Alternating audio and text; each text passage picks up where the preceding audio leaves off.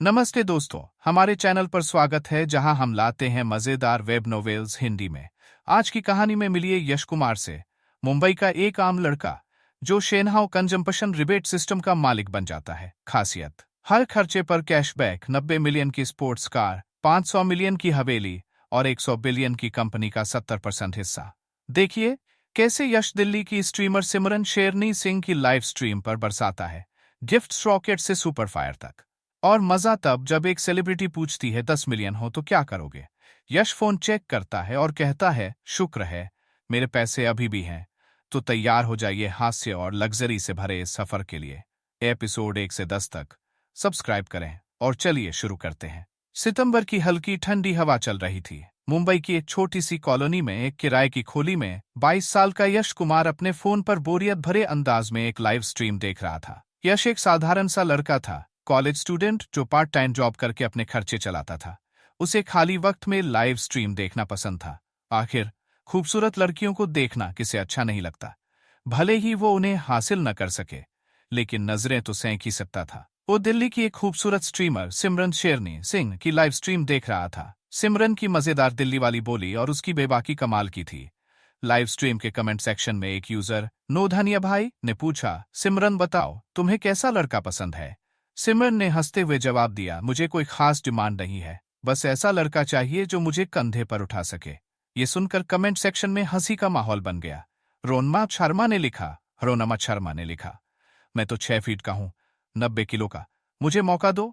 मुंबई का टीजर ने लिखा, मैं तो ताइक्वांडो ब्लैक बेल्ट हूं, लड़ने में माहिर हूं, सिमरन मुझे कब मिलने बुलाओगी। तभी एक नए फैन ने पूछा, वैसे तुम्हारा नाम शेरनी क्यों है, ये तो कुछ अजीब सा नाम है। सिमरन ने मुस्कुराते हुए कहा, क्योंकि मेरे पापा का नाम है सुरेश शेर सिंह, तो बाप शेर बेटी शेरनी। ये सुनकर फैंस हंसते हंसते लोटपोट हो गए। तेरहिकराजा ने लिखा, अरे सिमरन तुम तो भाई बहन लगते हो, तुम्हारे कितने भाई बहन हैं। हाँ हाँ। सिमरन की ये मस्ती भरी बातें सुनकर फैंस और खुश हो गए। सिमरन जितनी बेबाक थी उतनी ही जमीनी भी। वो बार बार बड़े भाई या गिफ्ट्स की बात नहीं करती थी, उसका मकसद बस अपने दर्शकों को हंसाना और खुश करना था। लेकिन सिमरन को ये मजाक पसंद नहीं आया। उसने लाइव स्ट्रीम में जोर से कहा, अरे अपनी जुबान संभालो, मैं फिर से बोल रही हूँ, मेरे पापा शेर हैं, मैं शेरनी हूँ, इसमें भाई बहन वाली बात कहाँ से आ गई। ये सुनकर यश ने जो चाय पी थी वो मुंह से निकलते निकलते बची। उसने सोचा, ये लड़की तो कमाल है, इतनी मजेदार बातें कैसे कर लेती है। तभी एक फैन ने कमेंट किया, सिमरन कोई टैलेंट दिखाओ, बाकी स्ट्रीमर्स तो डांस करते हैं गाना गाते हैं, तुम्हारे पास तो कोई टैलेंट है भी नहीं। सिमरन की बात सुनकर यश भी उत्सुक हो गया। सिमरन भले ही मजाकिया थी लेकिन उसकी खूबसूरती और फिगर टॉप क्लास थे। अगर स्कोर देना हो तो यश उसे 95 नंबर देता। उसकी हाइट 5 फीट 7 इंच थी और उसकी लंबी टांगे देखकर किसी का भी दिल धड़क जाए। हल्का मेकअप, चमकती आंखें और उसकी फिट बॉडी, सिमरन किसी मॉडल से कम नहीं थी। भले ही लाइव स्ट्रीम में ब्यूटी फिल्टर का इस्तेमाल होता हो, लेकिन यश को यकीन था कि सिमरन की असली खूबसूरती भी कम नहीं होगी। वो सोचने लगा, जो लड़की अपनी खूबसूरती से सबको दीवाना बना सकती है, वो टाइगर स्ट्रीम प्लेटफॉर्म पर मजेदार बातें करके लोगों को हंसा रही है। कमाल है, सिमरन ने हंसते हुए कहा, अच्छा मेरे पास कोई खास टैलेंट तो नहीं है, लेकिन मैं तुम्हें दिल्ली की कुछ मजेदार बातें सिखा सकती हूँ जो शायद तुम्हारे काम आए। उसने अपनी पोजीशन बदली और उसकी लंबी टांगे देखकर दर्शकों की आंखें फटी की फटी रह गई। वव्वार ने लिखा, सिमरन की टांगे तो कमाल है। डेलिकाडोन ने कमेंट किया, हमारी दिल्ली की लड़कियां ऐसी ही होती हैं, लंबी, खूबसूरत और मस्ती भरी। भाई कफान ने लिखा, आज तो बस यही देख लो, टिश्यू पेपर तैयार है। कमेंट सेक्शन में हलचल मच गई। सिमरन ने सोचा और फिर बोली, दिल्ली में कुछ खास शब्द होते हैं, जैसे बेवकूफ को हम पागल कहते हैं, घुटने को गोदना कहते हैं, और अगर कोई तुम्हें टेढ़ी नजर से देखे तो बस बोल दो, क्या देख रहा है भाई। ये सुनकर सारे दर्शक हंस पड़े। मुंबई का टिगर ने लिखा, सिमरन तुम्हारी आखिरी बात तो गजब है, लेकिन क्या हम ऐसा बोलकर पिटेंगे नहीं। यश, जो खुद दिल्ली से था, ये सुनकर हंसने लगा। शायद सिमरन की मजेदार बातों की वजह से उसकी लाइव स्ट्रीम की पॉपुलैरिटी बढ़ने लगी। पहले जहां सिर्फ कुछ 100 दर्शक थे, अब वो 1000 से ज्यादा हो गए। कुछ फैंस ने सिमरन को चीयर करने के लिए कहा, सिमरन और मजेदार बातें सुनाओ, लेकिन सिमरन को इसकी परवाह नहीं थी। वो लाइव स्ट्रीमिंग सिर्फ टाइम पास के लिए करती थी।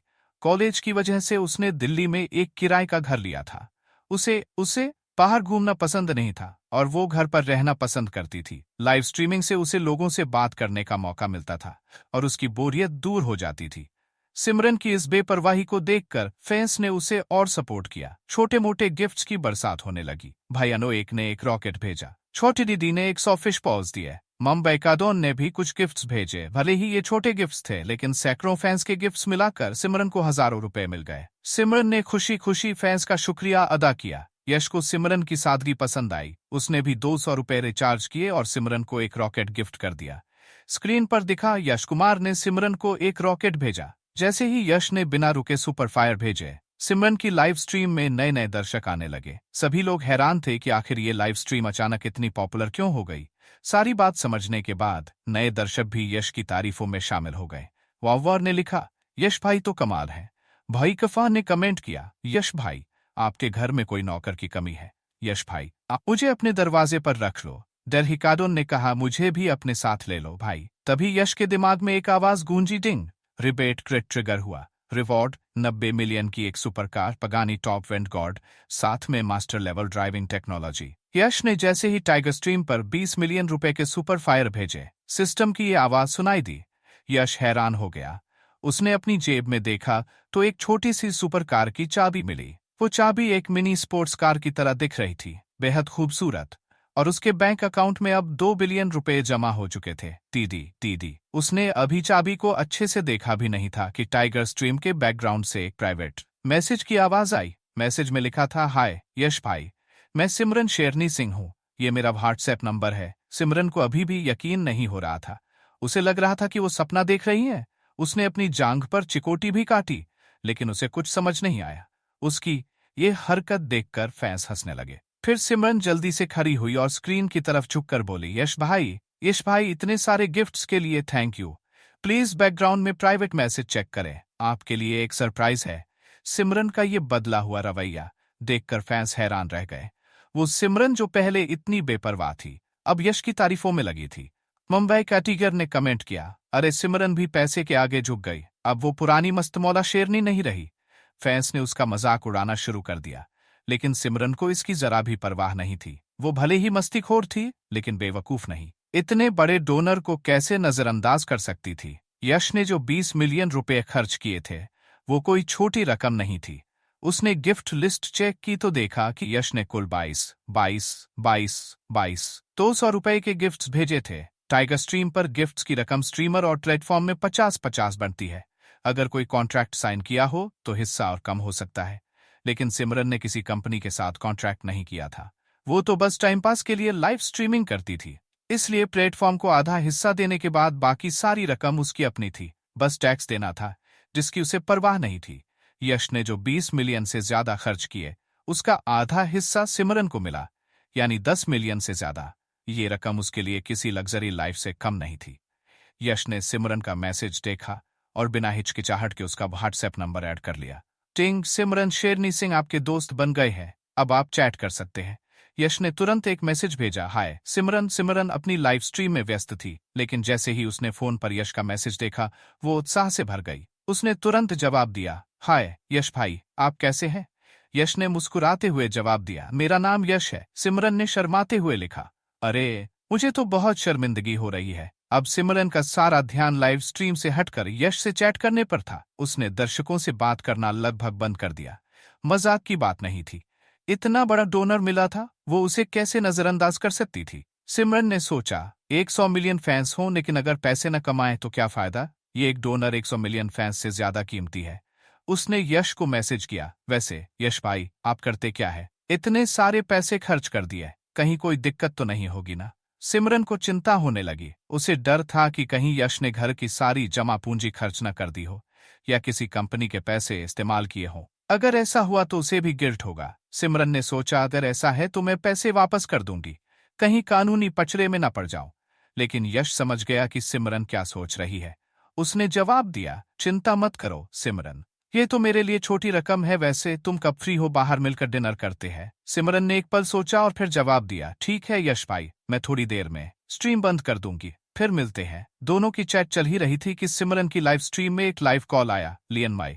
फैंस हैरान रह गए। भयानो एक ने लिखा, अरे ये तो टाइगर स्ट्रीम की टॉप स्ट्रीमर रिया दीदी है। रिया दीदी सिमरन से लियन माई करना चाहती है, ये तो कमाल हो गया। मुंबई कैटेजर ने कमेंट किया, अरे रिया दीदी को ट्रैफिक की क्या जरूरत, वो तो पहले से ही फेमस है, शायद ये देखने आई है कि सिमरन की स्ट्रीम में क्या हो रहा है। वाओ ने लिखा, ये भी तो ट्रैफिक लेने का तरीका है। देखते ही देखते दोनों स्ट्रीमर्स के फैंस आपस में भिड़ गए। लेकिन रिया दीदी टाइगर स्ट्रीम की टॉप स्ट्रीमर थी और उनके फैन बेस की तुलना सिमरन से नहीं हो सकती थी। सिमरन की लाइव स्ट्रीम के कमेंट सेक्शन में हंगामा मच गया। कुछ फैंस ने लिखा, सिमरन रिया दीदी को हरा दो, तो कुछ ने रिया दीदी का सपोर्ट किया। सिमरन घबरा गई। उसने सोचा, पहली बार किसी बड़े स्ट्रीमर ने लियन माई के लिए रिक्वेस्ट भेजी है, मैं क्या करूं? सिमरन ने यश को व्हाट्सएप पर मैसेज किया, यश भाई मैं क्या करूं? रिया दीदी ने लियन माई के लिए रिक्वेस्ट भेजी है, मुझे समझ नहीं आ रहा। यश ने तुरंत जवाब दिया, अरे रिक्वेस्ट एक्सेप्ट कर लो, डरने की क्या बात है। रिया दी की पॉपुलैरिटी बहुत ज्यादा है, उनके साथ लियन माई करने से तुम्हें भी फायदा होगा। जब सिमरन को यश का मैसेज मिला, उसने और हिचकिचाहट नहीं की और रिया दीदी की लियन माई रिक्वेस्ट तुरंत एक्सेप्ट कर ली। हाय सिमरन, आज तो तुमने कमाल कर दिया। ये गिफ्ट लिस्ट देखकर तो मैं जलन से जल रही हूँ। रिया दीदी ने अपनी मजेदार अंदाज में बात शुरू की। रिया दीदी का बोलने का तरीका ऐसा था कि उनके फैंस तुरंत हंसने लगे। कुछ लोग ऐसे होते हैं जो बोलते ही माहौल हल्का कर देते हैं, और रिया दीदी भी ऐसी ही थीं। सिमरन भी मजेदार थी, और जब दोनों ने बात शुरू की तो हंसी का माहौल बन गया। सिमरन ने हंसते हुए कहा, रिया दीदी आप तो रूटीन चेकिंग पर आई हो ना? रिया दीदी ने मुस्कुराते हुए जवाब दिया, अरे मेरी बहन, ये क्या बोल रही हो? मैंने देखा कि तुम्हारी स्ट्रीम तो आग की तरह चल रही है, तो सोचा एक नजर डाल लो। फिर रिया दीदी ने मजाकिया अंदाज में कहा, वैसे वो कौन सा बड़ा भाई है जिसने इतने गिफ्ट्स भेजे, मुझे भी उनके दर्शन करवा दो। इस वक्त न सिर्फ रिया दीदी जैसी बड़ी स्ट्रीमर सिमरन की लाई थी, बल्कि कई छोटे स्ट्रीमर्स भी चुपके से सिमरन की स्ट्रीम में शामिल हो गए थे। यश के फोन पर बैकग्राउंड में प्राइवेट मैसेजेस की बार आ रही थी। ज्यादातर मैसेजेस कुछ फीमेल स्ट्रीमर्स के थे जो यश का व्हाट्सएप नंबर मांग रही थीं। यश परेशान हो गया। उसने सोचा, अगर पहले ऐसा होता तो मैं हर किसी को रिप्लाई करता, लेकिन अब तो ये परेशानी लग रही है। मजबूरी में उसने प्राइवेट मैसेजेस ब्लॉक कर दिए। मैसेजेस बंद करते ही उसे लगा कि पूरी दुनिया शांत हो गई। इस बीच सिमरन और रिया दीदी एक दूसरे से तारीफों में लगी थीं। सिमरन ने कहा, रिया दीदी मेरे यश भाई आपके सामने कहाँ टिकते हैं? मैंने सुना है कि पिछले महीने की एनुअल इवेंट में आपने एक रात में करोड़ों कमा लिए थे। मेरी तो आपसे कोई तुलना ही नहीं। रिया दीदी ने हंसते हुए जवाब दिया, अरे सिमरन इतनी तारीफ मत करो। मेरे डोनर्स भले ही बड़े दिल वाले हैं, लेकिन आज तुम्हारा डोनर उनसे कहीं आगे है। वैसे क्या कहती हो, एक पीके कर ले? वैसे भी अभी टाइम है। सिमरन थोड़ा हिचकिचाई।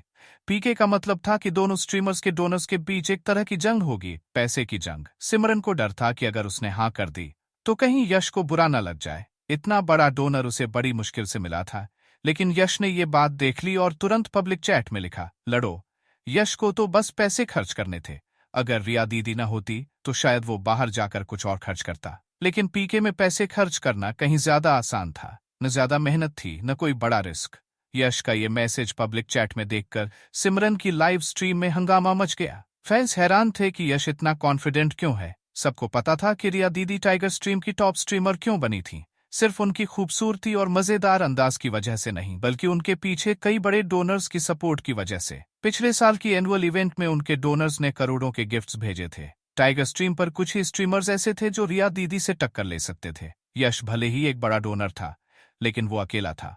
फैंस को लग रहा था कि ये पीके में यश हार जाएगा। तभी सिमरन के फोन पर एक व्हाट्सएप नोटिफिकेशन आया। उसने देखा तो यश का मैसेज था, यश भाई आप पक्का करना चाहते हैं? अगर नहीं कर पाए तो पीछे हट सकते हैं। रिया दीदी के पास कई बड़े डोनर्स हैं, अगर पीके हुआ तो वो आपको हरा सकती है। यश ने हंसते हुए एक भरोसेमंद इमोजी भेजी, फिर एक ओके का इशारा किया। उसने लिखा, चिंता मत करो सिमरन, तुम बस 666 चिल्लाना, मैं पैसे खर्च करूंगा, देखना मैं उन्हें हरा दूंगा। सिमरन ने यश का मैसेज पढ़ा और हंस पड़ी। उसने सोचा, ये डोनर तो मजेदार भी है। उसने जवाब दिया, ठीक है यश भाई, मैं 666 चिल्लाऊंगी। अब सिमरन ने और हिचकिचाहट नहीं की और रिया दीदी की पीके रिक्वेस्ट एक्सेप्ट कर ली। उसने कहा, रिया दीदी ठीक है। यश भाई ने कहा कि कोई दिक्कत नहीं है। रिया दीदी ने मुस्कुराते हुए जवाब दिया, अच्छा तो मैं अपने डोनर्स को बुला लेती हूँ, तुम भी तैयार हो जाओ। इतना कहकर रिया दीदी ने लियन माई डिस्कनेक्ट कर दी और अपनी स्ट्रीम पर चली गई। सबको पता था कि रिया दीदी अब अपने बड़े डोनर्स को बुलाने जा रही है। हर स्ट्रीमर के पास अपने डोनर्स की व्हाट्सएप लिस्ट होती है। जब भी पीके होता है वो अपने डोनर्स को मैसेज करते हैं और वो डोनर्स कभी पीछे नहीं हटते। टाइगर स्ट्रीम पर रिया दीदी ने सालों से कई बड़े डोनर्स जोड़े थे। भले ही हर डोनर सुपर रिच ना हो, लेकिन उनकी ताकत को कोई कम नहीं आंक सकता था। मुंबई का डोन ने कमेंट किया, सिमरन तुम्हारा डोनर भले ही बड़ा हो, लेकिन रिया दीदी के डोनर्स उसे नाकों चने चबवा देंगे। फैकफान ने लिखा, सिमरन सावधान रहो, तुमने अभी अभी स्ट्रीमिंग शुरू की है, मुश्किल से 1 महीना हुआ है। रिया दीदी तो सालों से स्ट्रीमिंग कर रही हैं, उनके पास अनगिनत डोनर्स हैं। कुछ फैंस सिमरन को सपोर्ट कर रहे थे तो कुछ मजाक उड़ा रहे थे। दिल्ली का राजा ने लिखा, डरने की क्या बात है, यश भाई पैसे खर्च करेंगे और हम 666 चिल्लाएंगे। पव्या ने कमेंट किया, 6666। देखते ही देखते सिमरन की लाइव स्ट्रीम में हंगामा मच गया। टाइगर स्ट्रीम के कई स्ट्रीमर्स को खबर मिली कि एक नई स्ट्रीमर रिया दीदी के साथ पीके करने जा रही है। सब उत्सुकता से सिमरन की स्ट्रीम में आ गए। एक फेमस स्ट्रीमर प्रिया पिग्गी मैडम भी सिमरन की स्ट्रीम में आई। हाँ 123 ने लिखा, अरे प्रिया मैडम भी आ दें, अब तो मजा आएगा। प्रिया मैडम ने तुरंत कहा, मैं तो बस मजा देखने आई हूँ, मैं रेफरी बन सकती हूँ, मैं रेफरी बन सकती हूँ। फैंस ने प्रिया मैडम की तारीफ शुरू कर दी। प्रिया मैडम का पैटर्न तो कमाल है, बहुत अच्छी है वो।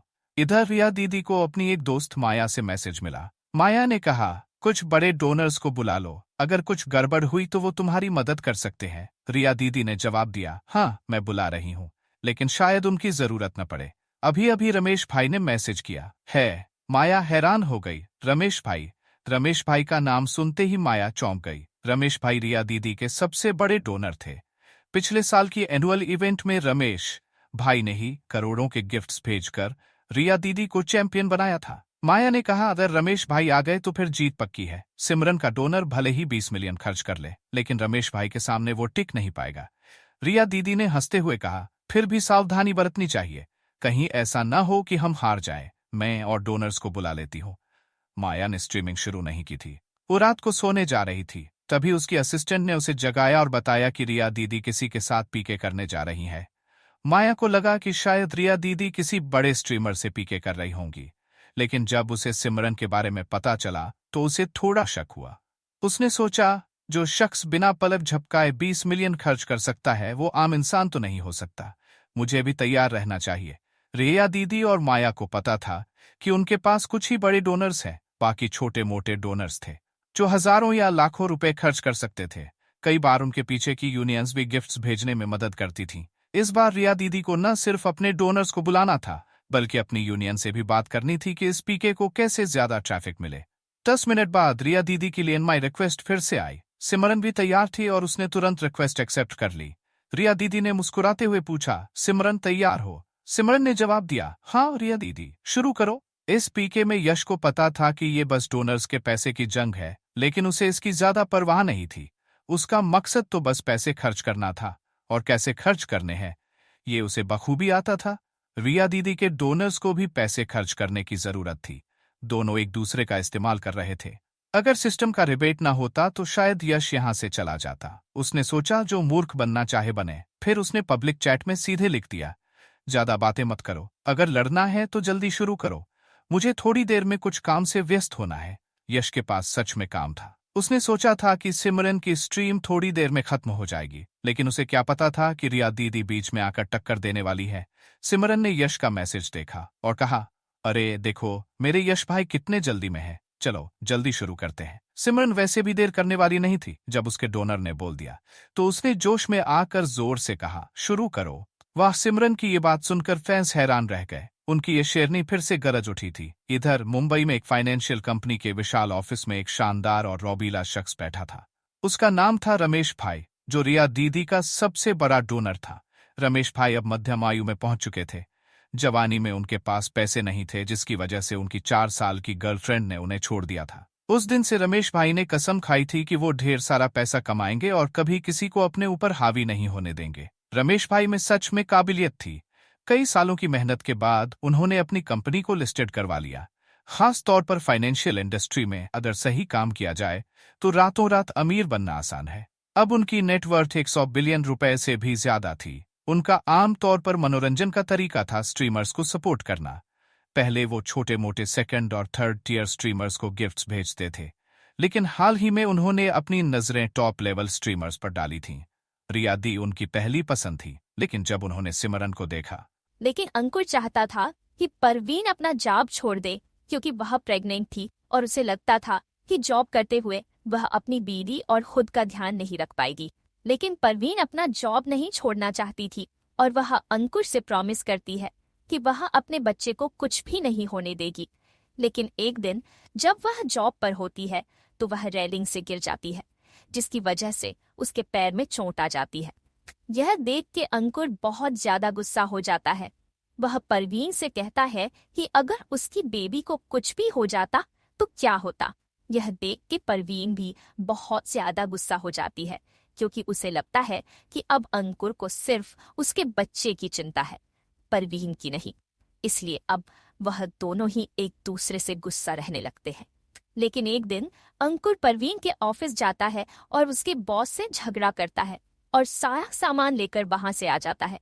इसकी वजह से परवीन की जॉब परमानेंटली छूट जाती है। यह सब देख के परवीन अंकुर पर बहुत ज्यादा गुस्सा होती है और वह इतना ज्यादा गुस्सा होती है कि वह जाकर सीधे अबॉर्शन करा देती है। वह अंकुर को सबक सिखाना थे वो भी यश की इस भारी भरकम खर्च से डर गए। यश का ये पागलपन यही नहीं रुका, वो लगातार गिफ्ट्स भेजता रहा, 100 मिलियन, फिर 100 मिलियन और फिर 100 मिलियन, जब तक उसने 2 बिलियन रुपए खर्च नहीं कर दिए। तब जाकर वो रुका। अब उसके टाइगर स्ट्रीम अकाउंट में एक भी पैसे बाकी नहीं बचे थे। सिमरन की लाइव स्ट्रीम में सुपर फायर के इफेक्ट्स की बमबारी हो रही थी। दर्शक इतने गिफ्ट्स देखकर सुन्न पड़ चुके थे। पहले अगर वो एक सुपर फायर देखते तो उत्साह से भर जाते, लेकिन अब उन्हें सुपर फायर भी छोटा लगने लगा था। सिमरन का छोटा सा मुंह हैरानी से ओ शेप में खुल गया। उसकी ये प्यारी हरकत देखकर यश हंस पड़ा। तभी सिस्टम की आवाज फिर से गूंजी, डिंग, कंज्यूमर क्रेडिट ट्रिगर हुआ, रिवॉर्ड, मुंबई फाइनेंशियल स्ट्रीट की ओनरशिप। फाइनेंशियल स्ट्रीट, यश थोड़ा हैरान हुआ। उसने मुंबई की फाइनेंशियल स्ट्रीट के बारे में सुना था। ये दुनिया का चौथा सबसे बड़ा वेल्थ सेंटर था, दिल्ली, हांगकांग और एक विदेशी देश की फाइनेंशियल स्ट्रीट्स के बाद। यहाँ हर साल इतना जीडीपी बनता था कि वो पूरे देश के 30% के बराबर था। हर साल न जाने कितनी कंपनियां यहाँ से लिस्टेड होती थीं। पिछले साल की रिपोर्ट के मुताबिक इस फाइनेंशियल स्ट्रीट ने हजारों बिलियनियर्स और लाखों मिलियनियर्स बनाए थे। यश खुद भी फाइनेंशियल स्ट्रीट की एक कंपनी में काम करता था। भले ही वो वहां एक छोटा सा कर्मचारी था, लेकिन दूसरों की नजरों में वो एक हाई एंड व्हाइट कॉलर कर्मचारी था। वाह! जब यश फाइनेंशियल स्ट्रीट की जानकारी याद कर रहा था तभी सिमरन अचानक चिल्लाए, यश भाई, इतने सारे गिफ्ट्स के लिए दिल से शुक्रिया। मैं आपकी इस सपोर्ट को कभी नहीं भूलूंगी। यहाँ से मैं आपको सलाम करती हूँ। सिमरन ने कभी सपने में भी नहीं सोचा था कि उसकी लाइव स्ट्रीम में एक दिन 100 मिलियन से ज्यादा के गिफ्ट्स आएंगे। यश हल्का सा मुस्कुराया और अपनी कमर सीधी की। उसका मकसद पूरा हो गया था और अब वो आराम कर सकता था। इस वक्त उसके बैंक अकाउंट में सिस्टम का रिबेट आ चुका था, जो चुपके से वहां पड़ा था। दूसरी तरफ रिया दीदी भी हैरान थी। उन्हें सिमरन से जलन हो रही थी। ये था असली बड़ा डोनर। 2 बिलियन रुपए ऐसे खर्च कर दिए जैसे कुछ हुआ ही ना हो। रिया दी सोचने लगी, अगर यश भाई को टाइगर स्ट्रीम का ऑफिशियल सपोर्ट नहीं था तो वो रियल लाइफ में जरूर किसी बड़े बिजनेस टाइकून होंगे। रिया दीदी को सपोर्ट करने आए उनके सारे डोनर्स चुप हो गए। अब वो डर रहे थे कि कहीं उनका नाम न लिया जाए। ये हार उनके लिए बहुत शर्मिंदगी भरी थी। 2 बिलियन रुपए के गिफ्ट्स के सामने वो क्या बोल सकते थे। वो सोच रहे थे, कम से कम हमें भी तो मौका दो। तुमने तो हमें सीधे हारा हुआ बना दिया। उनके पास शायद 100-200 मिलियन की नेट वर्थ थी, लेकिन इसका मतलब ये नहीं था कि वो इतने पैसे स्ट्रीम में खर्च कर सकते थे। एक स्ट्रीमर के लिए अपनी सारी जमा पूंजी खर्च कर देना, ये तो मूर्खता थी। रिया दी भी अपने डोनर्स को और शर्मिंदा नहीं करना चाहती थी। आखिरकार सामने वाला यश तो किसी और ही लेवल का था, कौन उससे भिड़ना चाहेगा। लेकिन तभी सिमरन की लाइव स्ट्रीम के पब्लिक चैट में एक मैसेज आया, तुम्हारी एक बात सही है, अपनी नेटवर्थ से मेरे पॉकेट मनी को चैलेंज मत करो। मैं ये बात तुम्हें वापस करता हूँ। ताकत है तो उसे नायाब कहते हैं, ताकत नहीं है और दिखावा करो तो उसे मूर्खता कहते हैं। ये मैसेज देखते ही सब समझ गए कि यश किसकी बात कर रहा है। इस वक्त ऑफिस में बैठे रमेश भाई का चेहरा गुस्से से लाल हो गया, लेकिन उन्होंने खुद को रोक लिया। 2 बिलियन के गिफ्ट्स देखकर वो समझ गए थे कि वो यश के लेवल के नहीं है। अगर वो अब भी भिड़ते तो उनकी सारी संपत्ति दांव पर लगाने के बाद भी वो यश का मुकाबला नहीं कर पाते, और ऐसा करने से वो एक बड़े शख्स को नाराज कर देते। रमेश भाई ने भी इस पीके में करीब 30 मिलियन रुपए खर्च किए थे, लेकिन यश के सामने ये रकम कुछ भी नहीं थी। 100 मिलियन से ज्यादा के गिफ्ट्स की लिस्ट ने टाइगर स्ट्रीम का रिकॉर्ड तोड़ दिया था। यहाँ तक कि प्लेटफॉर्म के ऑफिशियल स्टाफ भी हैरान रह गए। वो सोच रहे थे, ये यश आखिर है कौन, असली सोने चांदी की तरह 2 बिलियन रुपए खर्च कर दिए। टाइगर स्ट्रीम के बैकग्राउंड डेटा में साफ दिख रहा था कि यश ने सच में इतने पैसे रिचार्ज किए थे। एक फाइनेंशियल रिपोर्ट के बाद यह पक्का हो गया कि यश के पास 2 बिलियन रुपए का कैश था। फिर बैकग्राउंड से यश की रजिस्ट्रेशन डिटेल्स चेक की गईं, लेकिन सिर्फ उसका नाम पता चला यश कुमार। इसके अलावा कोई डिटेल नहीं मिली। टाइगर स्ट्रीम हेडक्वार्टर में हड़कंप मच गया। चेयरमैन ने तुरंत एक इमरजेंसी मीटिंग बुलाई जिसमें यश की पहचान पर चर्चा हुई। चेयरमैन ने पूछा, क्या किसी को इस यश कुमार के बारे में कुछ पता है? बोर्ड के सभी मेंबर्स ने सिर हिला दिया। किसी को कुछ नहीं पता था। एक मेंबर ने कहा, हमारे देश में यश नाम वाले बहुत लोग हैं। अगर गलती ना हो तो शायद ये किसी बड़े बिजनेस फैमिली की तीसरी पीढ़ी का है। मेरा सुझाव है कि हम कुछ न जानने का नाटक करें और उसे अपने हिसाब से चलने दें। दूसरे मेंबर ने कहा, सही कहा, हम कुछ नहीं जानते ताकि ज्यादा जानने से परेशानी ना हो। चेयरमैन ने हल्का सा सिर हिलाया। मुझे भी यही ठीक लगता है। ठीक है, फिर ऐसा ही करते हैं। आखिरकार पीके खत्म हो गया। रिया दीदी हिल भी नहीं पाई। टाइगर स्ट्रीम का ये सबसे बड़ा डोनर पीके खत्म हो गया। यश ने फोन उठाया और सिमरन को व्हाट्सएप पर मैसेज किया, थोड़ी देर में अपना एड्रेस भेज देना, मैं तुम्हें पिक करने आता हूँ। सिमरन ने तुरंत जवाब दिया, ठीक है यश भाई, मैं अभी स्ट्रीम बंद कर देती हूँ। यश जैसे ही नीचे उतरा उसे सिमरन की तरफ से लोकेशन मैसेज मिल गया। उसने हल्का सा मुस्कुराया और कम्युनिटी पार्किंग लॉट की तरफ चल पड़ा। वहां उसकी 90 मिलियन की स्पोर्ट्स कार उसका इंतजार कर रही थी। इस वक्त कम्युनिटी पार्किंग लॉट में लोगों की भीड़ जमा थी। सब एक स्टाइलिश स्पोर्ट्स कार की तरफ इशारा कर रहे थे जो वहां खड़ी थी। वाह, ये कौन सी कार है? क्या कूल स्पोर्ट्स कार है। ये समुराई ब्लैक रंग एकदम चमक रहा है, बहुत हैंडसम है। मैंने अभी चेक किया, ये पगानी टॉप विंड गॉड है। इसकी कीमत 90 मिलियन से ज्यादा है। अरे बाप रे, 90 मिलियन से ज्यादा की कार? अगर मैंने इसे हल्का सा भी खरोंच दिया तो क्या लाखों का नुकसान नहीं हो जाएगा? ये सुनकर सबने उस शख्स की तरफ आंखें तरेर कर देखा। तुम तो जीनियस हो यार। सब लोग अपने बच्चों को संभाल लो। इन भारू जैसे बच्चों को इस कार के पास मत जाने देना, वरना लाखों का नुकसान हो जाएगा। कुछ लोगों ने प्यार से सलाह दी। जिनके साथ बच्चे थे उन्होंने अपने बच्चों को अपनी बाहों में कस लिया, डरते हुए कि कहीं गलती से कोई बड़ा नुकसान न हो जाए। यश की कम्युनिटी एक आम कम्युनिटी थी जहां अंडरग्राउंड गैरेज नहीं था, सारी पार्किंग ग्राउंड पर ही थी। इसीलिए इतने सारे लोग वहां जमा हो गए थे। कौन इतना अमीर है? इस कार का मालिक तो कम से कम बिलियंस का होगा ना। क्या हमारी कम्युनिटी में कोई छुपा हुआ अमीर है? मैं तो इस शख्स से दोस्ती करना चाहता हूँ। एक औरत ने जो काफी रिवीलिंग कपड़े पहने थी जलन भरे लहजे में कहा, तुम छोड़ो, तुम्हें देखने की जरूरत नहीं, मेरे साथ ट्राई करके देखो। एक आदमी ने मजाक में कहा, निकल यहां से, मैं मर जाऊं तब भी तुम्हें नहीं देखूंगी। उस औरत ने गुस्से में जवाब दिया, मैं कुछ कहता हूँ, ऐसा बड़ा डोनर हमारी कम्युनिटी का हो ही नहीं सकता। शायद ये कार यहाँ बस थोड़ी देर के लिए रुकी हो। लोगों की इस बात को सुनकर सबको लगा कि ये बात सही हो सकती है। इस कम्युनिटी में ज्यादातर लोग बाहर से आए हुए थे जो मुंबई में नौकरी करने आए थे। शायद किसी लड़की ने अच्छी नौकरी पकड़ ली हो और उसका कोई अमीर बॉयफ्रेंड उसे यहाँ ड्रॉप करने आया हो। जब लोग ये सब बातें कर रहे थे तभी दूर से यश वहां आया। भले ही उसने साधारण कपड़े पहने थे, लेकिन उसका हैंडसम चेहरा देखकर लोग उसे घूरने लगे। सब लोग, जरा रास्ता दे दीजिए। पास आकर यश ने मुस्कुराते हुए कहा, ज्यादा पास मत जाना भाई, अगर इस कार को कुछ हो गया तो तुम्हारी कई साल की सैलरी चली जाएगी। एक अंकल ने प्यार से सलाह दी। शुक्रिया अंकल, यश ने विनम्रता से जवाब दिया। लेकिन अगले ही पल जो हुआ उसने सबको हैरान कर दिया। यश आगे बढ़ा, अपनी जेब से चाबी निकाली और बटन दबाया। दीदी, कार की दोनों बड़ी लाइट्स जल उठी। समुराई ब्लैक रंग की चमक, उसकी स्ट्रीमलाइन बॉडी, सब कुछ इतना शानदार लग रहा था जैसे कोई जंगली जानवर जाग उठा हो। सबकी हैरान नजरों के बीच यश कार में बैठ गया और बड़े आराम से बोला, कोई बात नहीं, ये कार मेरी है। ये सब लोग सन्न रह गए। तो ये कार इस लड़के की थी। ये लड़का आखिर है कौन? सुपर रिच फैमिली की दूसरी पीढ़ी। वो तो अभी कॉलेज से ग्रेजुएट हुआ लगता है और 90 मिलियन की सुपर कार चला रहा है। सच में इंसान इंसान में फर्क होता है।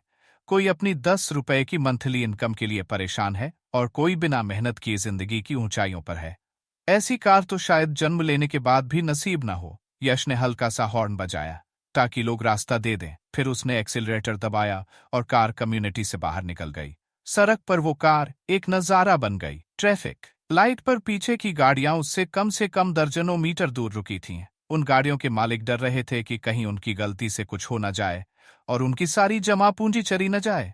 भले ही इंश्योरेंस हो, लेकिन अगर पूरी जिम्मेदारी उनकी हुई तो शायद इंश्योरेंस भी पूरा नुकसान न कवर कर पाए। यश ने सिमरन की भेजी हुई लोकेशन देखी। वो मुंबई यूनिवर्सिटी के पास थी। क्या सिमरन अभी कॉलेज स्टूडेंट है? उसने सोचा। अच्छा हुआ कि कॉलेज स्टूडेंट्स ज्यादातर एडल्ट होते हैं, वरना वो सिमरन से बात करने में हिचकिचाता। उसे औरतें पसंद थीं, लेकिन उसकी एक सख्त, वो सिर्फ एडल्ट्स के साथ ही रिलेशनशिप में यकीन रखता था।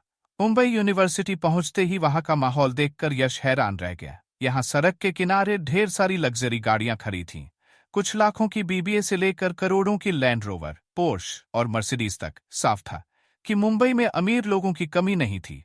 लेकिन जैसे ही यश अपनी कार लेकर वहां पहुंचा, बाकी सारी लग्जरी गाड़ियां फीकी पड़ गईं। सबकी नजरें उसकी कार पर टिक गईं। वाह, ये कौन सी कार है? किसी ने हैरानी से कहा। सिंपल गूगल कर लो। अरे, मैंने चेक कर लिया, ये पगानी टॉप विंड गॉड है। कमाल है, आज तो आंखों का मजा हो गया। पहली बार ऐसी कार रियल लाइफ में देखी। एक स्टूडेंट जो वहां से गुजर रहा था चिल्ला उठा, सच में गजब है, करोड़ों की कार है ये। मुंबई में तो अमीरों की कमी नहीं है, उसके साथी ने जलन भरे लहजे में कहा। वो लड़का जो भूत की तरह चिल्ला रहा था हंसते हुए बोला, क्या सोच रहे हो, ये करोड़ों की नहीं बल्कि सैकड़ों करोड़ों की कार है। ये car world wide limited edition है। इसकी बेस प्राइस ही 50 मिलियन से ज्यादा है। टैक्स और बाकी कॉस्ट जोड़ो तो भारत में ये सैकड़ों करोड़ों की हो जाती है। इसे खरीदने के लिए सिर्फ अमीर होना काफी नहीं, बल्कि तुम्हें उस लेवल की ताकत दिखानी पड़ती है। और सुनो, ऐसी कार खरीदने के लिए मैन्युफैक्चरर पहले तुम्हारी संपत्ति की जांच करता है। अगर तुम्हारी नेटवर्थ उनके टारगेट तक नहीं पहुंचती तो वो तुम्हें कार नहीं बेचते। पूरी दुनिया में इस कार की सिर्फ 5 यूनिट्स है। इसकी कीमत कभी कम नहीं होगी। हाइप के साथ इसकी कीमत तो बस बढ़ती ही जाएगी। समझ गया, इतना झंझट है इस कार को खरीदने में, फिर तो मैं अपनी अकॉर्ड ही चला लूंगा। No tension, no problem. Accord best है यार, फ्यूल बचाता है, पावर अच्छी है, जगह भी काफी है, हाई कॉन्फ़िगरेशन है और सड़क पर बिना रगड़े चलती है। उस समझदार लड़के ने मजाक में कहा। यश सीधे मुंबई यूनिवर्सिटी के पास एक कम्युनिटी में पहुंच गया। ये कम्युनिटी अच्छी तरह से मैनेज की गई थी। अगर आप यहाँ के रेजिडेंट नहीं थे तो अंदर जाने की इजाजत नहीं थी। ये सब उन स्टूडेंट्स की सेफ्टी के लिए था जो यहाँ किराए पर रहते थे। यश जैसे ही वहां पहुंचा, सिक्योरिटी गार्ड ने उसकी कार देखी और बिना कुछ पूछे उसे अंदर जाने दिया। गार्ड को भले ही कार का नाम नहीं पता था, लेकिन वो समझ गया कि ये कोई सस्ती कार नहीं है। ऐसे लोगों की पहचान वेरीफाई करने की जरूरत नहीं थी।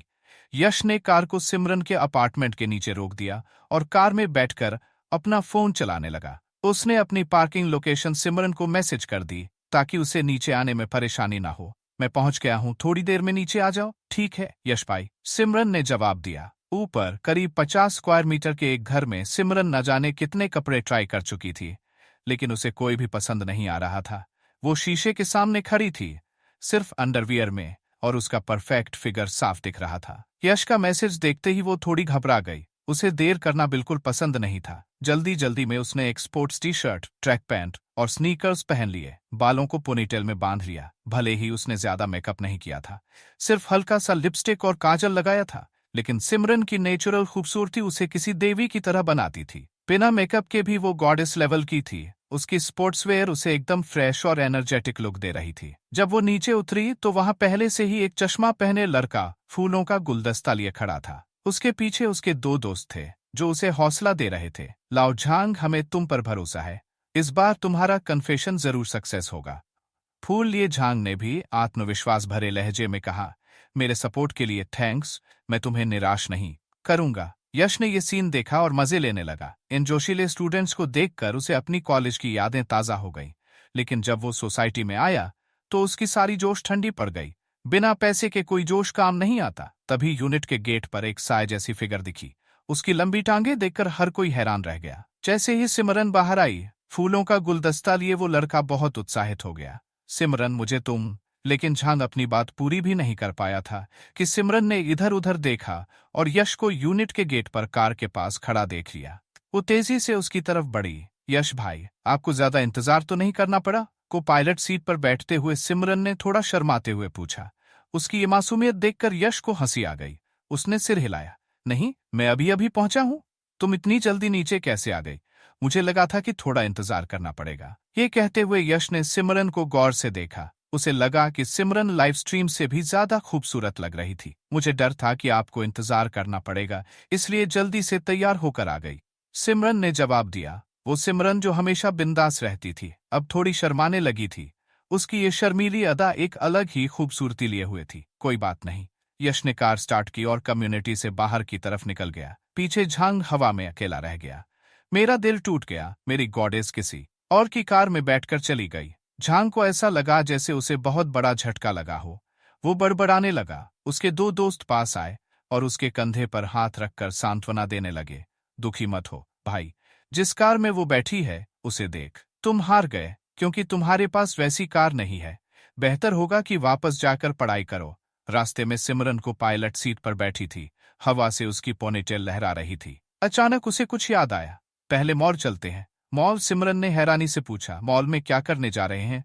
सिमरन की धीमी प्रतिक्रिया देखकर यश मुस्कुराया। अरे, शॉपिंग करने जा रहे हैं। और क्या? अरे हाँ हाँ हाँ। सिमरन को अपनी बेवकूफ़ी भरी बात का एहसास हुआ और वो शर्मिंदा होकर हंसने लगी। शॉपिंग करना यश का दूसरा प्लान था। भले ही लाइव स्ट्रीम में गिफ्ट्स भेजकर पैसे खर्च करना आसान था, लेकिन बार बार ऐसा करना ठीक नहीं था। इससे लोगों का ध्यान उसकी तरफ जा सकता था। शॉपिंग करना ज्यादा लो प्रोफाइल तरीका था। गोजिन सेंटर, मुंबई का सबसे बड़ा शॉपिंग स्क्वायर। कहते हैं कि यहाँ बिना 7-8 लाख रुपए खर्च किए कुछ खरीदना भी शर्मिंदगी की बात है। कार पार्क करने के बाद दोनों लिफ्ट से मॉल में पहुंचे। जैसे ही वो लिफ्ट से बाहर निकले, एक वेलकम गेस्ट ने उनका स्वागत किया। वेलकम। क्या आपको किसी मदद की जरूरत है? यश ने हल्का सा हाथ हिलाया। नहीं, हम खुद ही घूम लेंगे। ठीक है, आप हमें कभी भी बुला सकते हैं। उस वेलकम गेस्ट का लहजा बहुत अच्छा था। भले ही वो टॉप लेवल की खूबसूरत न हो, लेकिन उसकी पर्सनैलिटी में एक अलग आकर्षण था। सिमरन पहली बार ऐसी हाई एंड लग्जरी जगह पर आई थी। उसकी आंखों में एक नई चमक थी। चारों तरफ बड़े बड़े ब्रांड्स की दुकानें थीं। अरमानी, बुल्गारी, कार्टियर और न जाने क्या क्या। यहाँ वो सब कुछ था जो आप सोच भी नहीं सकते। यश सिमरन को सीधे एक अरमानी क्लोथिंग स्टोर में ले गया। वेलकम, आप किस तरह के कपड़े चुनना चाहते हैं? कुछ कैजुअल ही ठीक होगा। जरूर इधर आएं। हमारा Armani mens light luxury casual costumes में स्पेशलाइज्ड है। यहाँ आपको अपनी पसंद की चीज जरूर मिलेगी। शॉपिंग गाइड ने यश को कैजुअल सेक्शन की तरफ ले जाकर कपड़े दिखाने शुरू किए। सिमरन, ये ड्रेस कैसी है? यश एक सफेद कैजुअल सूट पहनकर बाहर आया। सिमरन की आंखें चमक उठी। उसने चावल चुगने वाली मुर्गी की तरह सिर हिलाया। बहुत अच्छी लग रही है। आप तो बहुत हैंडसम लग रहे हो। सच में? सिमरन चापलूसी नहीं कर रही थी। यश वाकई बहुत हैंडसम था। उसकी हाइट 6 फीट से ज्यादा थी और अरमानी का वो कैजुअल सूट उसकी पर्सनैलिटी को और निखार रहा था। वो किसी छोटे मोटे सेलिब्रिटी से कहीं ज्यादा अच्छा लग रहा था। शॉपिंग गाइड की आंखें भी यश को देखकर चमकने लगीं। उसकी आंखों में छोटे छोटे सितारे नाच रहे थे। वो सोचने लगी, अगर मेरा ऐसा बॉयफ्रेंड होता तो क्या होता? शायद मैं उसे कभी बेड से बाहर ना निकलने देती। ठीक है, तो ये सेट फाइनल कर लेते हैं। इसके बाद यश ने कुछ और कपड़े चुने। कुल मिलाकर उसने 50 रुपए से ज्यादा खर्च कर दिए। ये ज्यादा महंगा नहीं था, लेकिन जैसे ही उसने पेमेंट किया, उसके दिमाग में सिस्टम की आवाज गूंजी। डिंग, कंज्यूमर क्रेडिट ट्रिगर हुआ। रिवॉर्ड, गोजिन सेंटर के 70% शेयर्स। यश थोड़ा हैरान हुआ, लेकिन उसने अपने चेहरे पर कुछ जाहिर नहीं होने दिया। सिस्टम के पिछले रिवॉर्ड्स की वजह से वो अब ऐसी सरप्राइजेस का आदी हो चुका था। चलो, अब तुम्हारे लिए क्या खरीदें? सिमरन ने जल्दी से मना किया। नहीं यश भाई, इसकी जरूरत नहीं है। आपने मेरे लिए इतने सारे गिफ्ट्स भेजे हैं, मैं और लेने में शर्मिंदा हूँ। इसमें क्या है? जो मैं दे रहा हूँ वो ले लो। ये कहते हुए यश ने बिना किसी हिचकिचाहट के सिमरन का नाजुक हाथ पकड़ लिया और उसे कार्टियर स्टोर की तरफ ले गया। सिमरन का हाथ पकड़े जाने पर उसे थोड़ा अजीब लगा, लेकिन उसने मना नहीं किया। वो शर्म से लाल हो गई और यश के साथ चलने लगी। डॉक हगसरे सेटअप कार्टियर। हाल ही में ये नेटवर्क स्लैंग बहुत पॉपुलर हुआ था और इसने कार्टियर के लिए एक तरह का विज्ञापन बनाया था। कार्टियर स्टोर में काफी भीड़ थी। यश अंदर गया तो वहां पहले से ही दर्जन भर लोग शॉपिंग कर रहे थे। डार्लिंग, ये नया नेकलेस कैसा है? कार्टियर हमेशा से युवाओं के मार्केट पर फोकस करता था। उनके सारे प्रोडक्ट्स बहुत यूथफुल थे, वॉचेस से लेकर ज्वेलरी और दूसरी लग्जरी चीजें तक। यहाँ 10 रुपए की छोटी चीजों से लेकर लाखों रुपए तक की महंगी चीजें थीं। एक नौजवान जिसने ब्रांडेड कपड़े पहने थे और कलाई पर 1 मिलियन की पाटेक वॉच पहनी थी, अपनी गर्लफ्रेंड से बात कर रहा था। जो भी माल समझता था वो देखते ही बता सकता था कि ये लड़का किसी साधारण फैमिली से नहीं था। उसके साथ एक खूबसूरत लड़की थी जिसकी आंखें रेशम की तरह चमक रही थी। उसकी पीच ब्लॉसम आंखें बहुत आकर्षक थीं। वो लड़का बात करते करते अचानक दरवाजे की तरफ देखने लगा। जैसे ही उसने सिमरन को देखा, उसकी नजरें ठहर गई। अरे, ये तो हमारी मुंबई यूनिवर्सिटी की स्कूल फ्लावर सिमरन है ना? सुना है तुम आजकल लाइव स्ट्रीमिंग कर रही हो। उसकी ये तंज भरी बात सुनकर सिमरन ठिठक गई। उसने उस लड़के को देखा तो उसका चेहरा थोड़ा सख्त हो गया। वो लड़का विक्रम मल्होत्रा था, एक सुपर रिच सेकंड जनरेशन। वो सिमरन के साथ उसी यूनिवर्सिटी में पढ़ता था। सुना था कि उसकी फैमिली रियल एस्टेट बिजनेस में थी और उसका बैकग्राउंड थोड़ा ग्रे था। उसके पिता किसी डिस्ट्रिक्ट के सबसे अमीर शख्स थे और उसकी माँ एक सरकारी यूनिट में हाई लेवल पर काम करती थी। फैमिली में कई लोग ऊंचे पदों पर थे। विक्रम मल्होत्रा ने सिमरन को प्रपोज किया था, लेकिन उसका कैरेक्टर अच्छा नहीं था। वो अपनी गर्लफ्रेंड्स को बस खिलौना समझता था। सिमरन ने उसे साफ मना कर दिया था। सिमरन को पता था कि ऐसे लड़के से ज्यादा बात करना ठीक नहीं। आखिरकार ऐसे लोग सिर्फ टाइम पास करते हैं। उनकी फैमिली बैकग्राउंड को देखते हुए वो किसी अपने लेवल की लड़की से ही शादी करेंगे जो उनके बिजनेस में मदद कर सके। सिमरन ने विक्रम मल्होत्रा को साफ मना कर दिया था, जिससे उसकी बहुत बेइज्जती हुई थी। उसने एक बार धमकी भी दी थी कि वो सिमरन को सबक सिखाएगा। सिमरन ने स्कूल से बाहर किराए का घर ले लिया था, जिसकी एक वजह विक्रम मल्होत्रा ही था। वो स्कूल की सबसे खूबसूरत लड़की थी और विक्रम मल्होत्रा की हरकतों की वजह से उसे हर जगह लोग ताने मारते थे। तुम इसे जानती हो? यश ने उत्सुकता से पूछा। सिमरन का चेहरा सख्त हो गया। हाँ, इसने मुझे प्रपोज किया था। मैंने मना कर दिया, लेकिन ये बार बार परेशान करता रहा। फिर इसने पब्लिक ओपिनियन का इस्तेमाल करके मुझे बदनाम करने की कोशिश की। हमें इसे इग्नोर करना चाहिए। इसका बैकग्राउंड बहुत पावरफुल है, कहीं परेशानी ना हो जाए। सिमरन की बात सुनकर यश को सारी बात समझ आ गई। चलो, इसे देखकर मूड खराब मत करो। सिमरन यहां ज्यादा रुकना नहीं चाहती थी। उसे डर था कि विक्रम मल्होत्रा कोई सीन न क्रिएट कर दे। लेकिन सिमरन भले ही विक्रम मल्होत्रा को इग्नोर करना चाहती थी, विक्रम मल्होत्रा उसे छोड़ने के मूड में नहीं था। उसकी नजरें यश पर पड़ीं और उसे जलन होने लगी। ये लड़का तो मुझसे भी ज्यादा हैंडसम है। फिर उसने यश के कपड़ों पर एक और नजर डाली। उसे लगा कि यश कोई गरीब नहीं है, लेकिन फिर भी उसके दिल में एक अजीब सी बेचैनी थी। जिस लड़की को वो हासिल नहीं कर पाया, वो अब किसी और के साथ थी। ये बात उसे बिल्कुल अच्छी नहीं लग रही थी। सच कहें तो ये मर्दों की एक आम आदत है। मैंने तो हमेशा सोचा था सिमरन कि तुम बहुत हाई स्टैंडर्ड वाली हो, लेकिन ये क्या, आखिरकार तुमने भी एक लड़का ढूंढ ही लिया। हाय, विक्रम मल्होत्रा ने तंज कसते हुए कहा। चुप कर विक्रम मल्होत्रा, मैं तुम्हें आखिरी बार चेतावनी दे रही हूँ। अगर तुमने फिर से बकवास की या मेरी बदनामी करने की कोशिश की तो मैं तुम्हें ऐसा सबक सिखाऊंगी कि तुम सीधे जमीन पर लेट जाओगे। सिमरन ने गुस्से में जवाब दिया। वो एक सख्त मिजाज की लड़की थी। भले ही वो हमेशा अच्छा बर्ताव करती दिखती थी, लेकिन अगर कोई उसे सच में गुस्सा दिला दे तो वो इतनी नरम नहीं रहती। ये कौन है, इतनी घटिया बातें कर रही है? पता नहीं इसके माँ बाप ने इसे कैसे पाला। विक्रम की गर्लफ्रेंड ने, जो उसके बदल में खड़ी थी, ताने मारते हुए कहा। शायद उसे सिमरन की खूबसूरती देखकर जलन हो रही थी, या फिर वो अपने बॉयफ्रेंड के लिए बोल रही थी। सिमरन ने उस लड़की को गुस्से से घूरा, दोबारा बोल कर दिखा। अगर तूने मेरे माँ बाप के बारे में एक और गलत शब्द कहा तो देख मैं क्या करती हूँ। अरे कितना गुस्सा दिखा रही है, क्या कर लेगी? क्या तुझे नहीं पता कि यहाँ कानून का राज है? हिम्मत है तो मारकर दिखा। उस लड़की ने तंज कसा। मैंने तो कहा ही, तुम में कोई क्वालिटी नहीं है, तुम्हारा पूरा खानदान बेकार है। थप्पड़। उसकी बात पूरी भी नहीं हुई थी कि सिमरन ने उस लड़की के मुंह पर एक जोरदार थप्पड़ जड़ दिया। वो तेज आवाज पूरे कार्टियर स्टोर में गूंज गई। आसपास से गुजर रहे कुछ लोग भी रुक गए। देखते ही देखते कार्टियर स्टोर के अंदर और बाहर लोगों की भीड़ जमा हो गई। सब तमाशा देखने के लिए उत्सुक थे।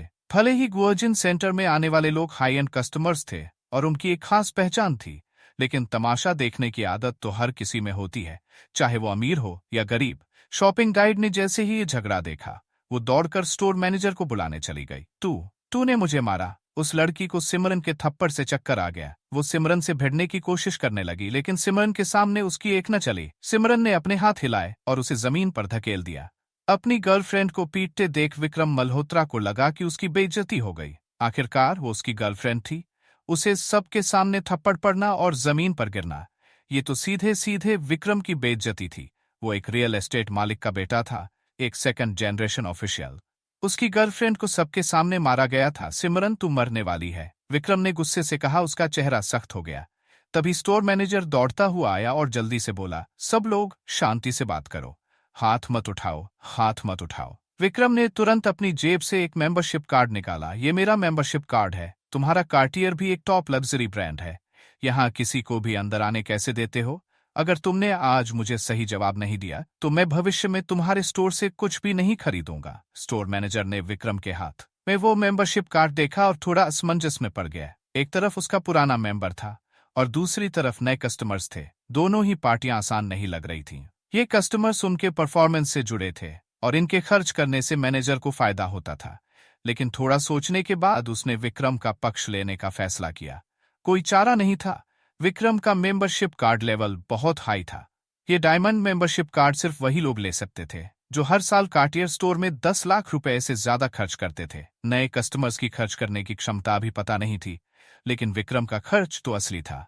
हर साल वो उनके लिए 10 लाख का परफॉर्मेंस लाता था। नए कस्टमर्स भले ही जरूरी हों, लेकिन अगर वो सिर्फ देखने आए हों और कुछ ना खरीदे तो क्या फायदा। मेंबरशिप कार्ड की पुष्टि करने के बाद मैनेजर ने अपना रवैया बदल लिया। वो विक्रम के प्रति बहुत विनम्र हो गया, लेकिन यश और सिमरन से सख्ती से बोला, आप दोनों मेरे कार्टियर में हंगामा करना ठीक नहीं है, माफी मांग लीजिए। आखिरकार ये कोई बड़ी बात नहीं है, सब लोग एक दूसरे को समझ लें। ये कहते हुए मैनेजर ने चुपके से शॉपिंग गाइड को इशारा किया कि वो मॉल की सिक्योरिटी को बुला ले। उसे पता था कि इस तरह की बातें आसानी से सुलझने वाली नहीं है। सिक्योरिटी को बुलाना ही सबसे आसान तरीका था। गुओजिन सेंटर की सिक्योरिटी में अच्छी तरह से ट्रेंड किए गए रिटायर्ड सैनिक थे। इसके अलावा गुओजिन सेंटर के मालिकों ने सख्त ऑर्डर दिए थे कि जो भी यहां हंगामा करे उसे सख्त सजा दी जाए, चाहे वो कोई भी हो। मुंबई के सबसे बड़े शॉपिंग स्क्वायर के पीछे बहुत बड़ी ताकत थी। यहां तक कि 100 बिलियन की मार्केट वैल्यू वाली लिस्टेड कंपनी का मालिक भी गुओजिन सेंटर में हंगामा करने की हिम्मत नहीं करता था। सिमरन को भी एहसास हो गया कि उसने मुसीबत मोड़ ले ली है, लेकिन उस लड़की ने उसके माँ बाप का अपमान किया था और वो दोबारा ऐसा करने में हिचकिचाएगी नहीं। माफी मांगना नामुमकिन है, उसने पहले मेरे माँ बाप का अपमान किया, अगर सुलझाना चाहते हो तो सुलझाओ, सिमरन ने सख्ती से कहा। मैनेजर ने जवाब दिया, सबसे पहले तुम पर हंगामा करने और मारपीट करने का शक है, तुम्हें पुलिस स्टेशन तो जाना ही पड़ेगा। दूसरा, तुम्हारी वजह से यहाँ मेरा बिजनेस प्रभावित हुआ है। शायद तुम्हारी इस देरी की वजह से हम एक बड़ा कस्टमर खो दें, जिससे हमें लाखों या करोड़ों का नुकसान हो सकता है। और सबसे जरूरी बात, अगर तुमने किसी को मारा और पुलिस स्टेशन गए तो इसका बुरा असर पड़ेगा। इससे तुम्हारा केस रिकॉर्ड में आ सकता है। न सिर्फ तुम्हारी ग्रेजुएशन पर असर पड़ेगा, बल्कि तुम्हारे भविष्य पर भी बुरा प्रभाव पड़ेगा। सबसे ज्यादा नुकसान तुम्हारी अगली पीढ़ी को होगा। ये मत सोचो कि एक थप्पड़ छोटी बात है, ये इस बात पर निर्भर करता है कि दूसरा पक्ष इसकी जांच करवाता है या नहीं। अगर इंजरी की पहचान हुई और वो पीड़ित को नुकसान पहुंचाने के लेवल तक पहुंच गई तो तुम्हें क्रिमिनल जिम्मेदारी लेनी पड़ेगी। भले ही सिमरन सख्त मिजाज की थी, लेकिन वो अभी भी एक ऐसी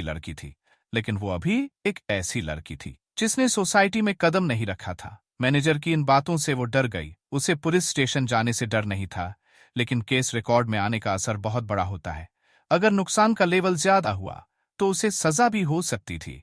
उसने मुंबई यूनिवर्सिटी में एडमिशन लिया था और उसकी फैमिली को इस बात पर बहुत गर्व था। उसके माँ बाप को रिश्तेदारों के सामने बहुत इज्जत मिलती थी, लेकिन अगर इसका बुरा असर पड़ा तो रिश्तेदार उसका मजाक उड़ाएंगे। उसके माँ बाप शायद उसे दोष न दें, क्योंकि किसी ने उनका अपमान किया था और सिमरन ने उनका बचाव किया था। लेकिन सिमरन नहीं चाहती थी कि उसके माँ बाप को रिश्तेदारों के ताने सुनने पड़े। जब सिमरन इस मुसीबत में फंसी थी तभी यश हल्का सा मुस्कुराया, कोई बात नहीं, चिंता मत करो। सिमरन को सांत्वना देने के बाद यश ने मैनेजर से कहा, मैनेजर साहब, आपका मतलब तो ये है कि माँ बाप का अपमान करना तो ठीक है, लेकिन हाथ उठाना गलत है ना? मैनेजर ने सिर हिलाया। हाँ, आप क्या कहना चाहते हैं? क्या मैं गलत हूँ? हाँ, लेकिन मुझे लगता है कि आप इस पोस्ट पर बैठे हैं तो आपको ये भी पता होगा कि इस दुनिया में अभी भी बहुत सारी नाइंसाफी है। मैनेजर हैरान हो गया, आपका मतलब क्या है? विक्रम मल्होत्रा ने भी यश को शक भरी नजरों से देखा। उसे समझ नहीं आया कि यश क्या कहना चाहता है। यश का मतलब बहुत साफ था, इस दुनिया में 3 तरह के लोग होते हैं। पहले वो जो नियमों का पालन करते हैं, दूसरे वो जो नियमों का इस्तेमाल करते हैं, और तीसरे वो जो खुद नियम बनाते हैं। यश अभी तीसरे लेवल तक नहीं पहुंचा था, लेकिन मुंबई फाइनेंशियल स्ट्रीट और गुओजिन सेंटर के सबसे बड़े शेयर होल्डर होने के नाते वो दूसरी कैटेगरी में आता था। दुनिया की 4 सबसे बड़ी फाइनेंशियल स्ट्रीट्स में से हर एक इकोनॉमी को कंट्रोल करती है। उनके पास जो कनेक्शंस हैं वो आम लोग सोच भी नहीं सकते। और गुओजिन सेंटर की बात करें तो ये भारत का नंबर 1 शॉपिंग मॉल है। एक बात कहने से यहाँ किसी भी ब्रांड का मार्केट खत्म हो सकता है, यहाँ तक कि इन हाई एंड ब्रांड्स का भी। यश इन लोगों को बस इतना बताना चाहता था कि कुछ चीजें सिर्फ सही होने से नहीं चलती। हर साल इतने लोग गायब हो जाते हैं। क्या तुमने कभी सोचा कि उसकी वजह क्या है? इसी बीच सिक्योरिटी को बुलाने गई क्लर्क वापस लौट आई। उसके पीछे न सिर्फ सिक्योरिटी पर्सनल थे, बल्कि एक मिडिल एज्ड शख्स भी था जो सूट पहने हुए था। वो एलीट प्लाजा की पहली मंजिल का मैनेजर था। आते ही उसने सख्त लहजे में कहा, मुझे सुनने में आया कि यहाँ किसी ने हंगामा किया है। क्या हो रहा है? क्या आपको नहीं पता कि एलीट प्लाजा में हंगामा करना सख्त मना है? विक्रम मल्होत्रा ने मैनेजर को देखते ही हल्का सा झुककर अभिवादन किया। मैनेजर शर्मा, आप यहाँ हैं? मैनेजर शर्मा ने विक्रम को देखकर थोड़ा हैरानी जताई। वो विक्रम मल्होत्रा को जानते थे, क्योंकि वो यहाँ अक्सर शॉपिंग करता था। दोनों एक दूसरे से परिचित थे और मैनेजर को विक्रम के बैकग्राउंड के बारे में भी कुछ जानकारी थी। विक्रम के पिता न सिर्फ एक रियल एस्टेट कंपनी के मालिक थे, बल्कि उनका बैकग्राउंड थोड़ा ग्रे भी था। उसकी मां एक ऊंचे सरकारी पद पर थी। विक्रम को देखते ही मैनेजर शर्मा समझ गए कि आज का ये हंगामा जरूर उससे जुड़ा होगा। आखिरकार ये रिच सेकंड जनरेशन का स्वभाव कुछ ज्यादा ही घमंडी था। विक्रम, आज इतने फ्री हो, अपनी गर्लफ्रेंड को शॉपिंग कराने आए हो? मैनेजर शर्मा ने पूछा। विक्रम ने सिर हिलाया। मैनेजर शर्मा, आप सही समय पर आए। मेरी गर्लफ्रेंड को मारा गया है। आपके एलीट प्लाजा को इसकी कोई सफाई देनी होगी। अगर आपने इस मामले को हैंडल नहीं किया तो मुझे अपने पिता से आपके जनरल मैनेजर से बात करनी पड़ेगी। विक्रम ने जैसे ही अपने पिता का नाम लिया, मैनेजर शर्मा को परेशानी होने लगी। वो इस मामले को बड़ा नहीं करना चाहते थे। फिर उन्होंने यश और सिमरन की तरफ देखा। अब दोनों, माफी मांगना कोई मुश्किल बात नहीं है। विक्रम के पिता बांद्रा के बड़े रियल एस्टेट मालिक हैं। यश ने इस बात की परवाह नहीं की। उसने हल्का सा सिर हिलाया। माफी मांगना तो ठीक है, लेकिन हम नहीं मांगेंगे। एलीट प्लाजा के मैनेजर होने के नाते आपको पहले पूरी बात तो समझनी चाहिए थी। आप सिर्फ बैकग्राउंड देखकर फैसला ले रहे हैं ना? क्या आपका जनरल मैनेजर ऐसे ही कंपनी मैनेज करता है? अगर बैकग्राउंड देखकर ही सारी समस्याएं सुलझाई जाती है तो फिर बात आसान हो जाती है। ये कहते हुए यश ने अपना फोन निकाला और एक नंबर डायल कर दिया। सिस्टम के क्रेडिट रिवॉर्ड के बाद इंडस्ट्री के इंचार्ज लोगों के नंबर अपने आप उसके फोन में एंटर हो गए थे। यश को किसी से पूछने की जरूरत नहीं थी, वो सीधे कॉल कर सकता था। इधर एलीट प्लाजा के टॉप मैनेजर के ऑफिस में एक मिडिल एज्ड शख्स जो गोल्डन एज चश्मा पहने हुए था, गंभीर चेहरा लिए कुछ कागजात देख रहा था। उन कागजात में एक फोटो थी, यश की फोटो। उसके नीचे उसकी उम्र और एलीट प्लाजा के नए शेयर होल्डर का नाम लिखा था। कागजात पढ़ने के बाद विक्रांत सिंह ने ठंडी सांस ली। ये लड़का आखिर कौन है? इसने तो एलीट प्लाजा के 70% शेयर्स हासिल कर लिए। एलीट प्लाजा एक सोने की खान था। यहाँ हर साल अरबों रुपए की कमाई होती थी। भले ही ये एक शॉपिंग मॉल हो, लेकिन इसका रेंट पूरे देश के सारे फीनिक्स मॉल्स के रेंट के बराबर था। एलीट प्लाजा सिर्फ मुंबई में ही नहीं था, बल्कि देश के 4 और बड़े शहरों में भी था। हर जगह ये मेट्रोपोलिस थी जहां जीडीपी देश में सबसे आगे थी और ये वहां का सबसे बड़ा शॉपिंग मॉल था। कोई भी मूर्ख ऐसा सोने का अंडा देने वाला मॉल नहीं बेचेगा। फिर भी इस यश नाम के लड़के ने 70% शेयर्स हासिल कर लिए। इसका मतलब सिर्फ एक ही हो सकता था। यश की पहचान बहुत बड़ी थी, शायद इतनी बड़ी कि वो जो चाहे कर सकता हो। उसके खानदान ने कई पीढ़ियों तक सफलता हासिल की होगी। ये सोचते ही विक्रांत सिंह की रीढ़ में ठंडक सी दौड़ गई। ऐसी ताकत वाले लोग पूरे भारत में गिनती के थे, और वो भी दिल्ली जैसे टॉप पावर फैमिली से नहीं थे। विक्रांत अभी इस हैरानी से उबर भी नहीं पाया था कि तभी उसका फोन बज उठा। कॉलर आईडी देखते ही उसकी आंखें फैल गई। ये नंबर उसी नए शेयर होल्डर का था जिसे उसने अभी अभी अपने फोन में सेव किया था। प्रेसिडेंट विक्रांत, मैं मुंबई एलीट प्लाजा की पहली मंजिल पर हूँ, कार्टियर स्टोर में। यहाँ का मामला हैंडल करने आ जाइए। अरे यश जी, आप कब आए? आपने पहले से सूचना क्यों नहीं दी? मैं खुद आपको रिसीव करने आता, विक्रांत ने जल्दी से कहा। यश ने हल्का सा मुस्कुराया। मैंने तो आपको बता दिया, अब यहाँ आकर देख लीजिए। विक्रांत कुछ और कह पाता उससे पहले ही फोन कट हो गया। फोन पर डूडू की आवाज सुनते ही विक्रांत अपनी कुर्सी से उछलकर खड़ा हो गया। उसने जल्दी से अपनी सूट जैकेट उठाई और एक्सक्लूसिव लिफ्ट की तरफ पहली मंजिल के लिए दौड़ पड़ा। ये बड़ा बॉस एलीट प्लाजा कब आ गया? किसी ने उसे बताया तक नहीं, खास तौर पर फोन पर बॉस की आवाज में जो टोन था। भले ही उसमें कुछ खास सुनाई न दे, लेकिन विक्रांत समझ गया कि जरूर कुछ गड़बड़ हुई है।